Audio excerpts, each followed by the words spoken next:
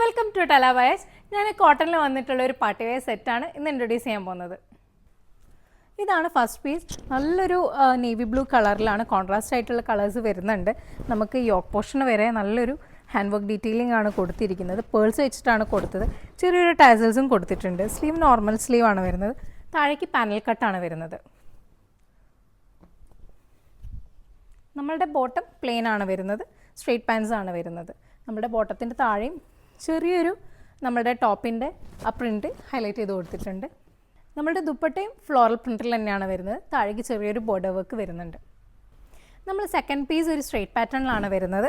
നമ്മുടെ നെക്കിൻ്റെ ഇവിടെ ഒരു പ്ലീറ്റെക്സ് ആണ് വരുന്നത്. താഴേക്ക് അതിൻ്റെ ഗ്യാദേഴ്സ് വരുന്നുണ്ട്.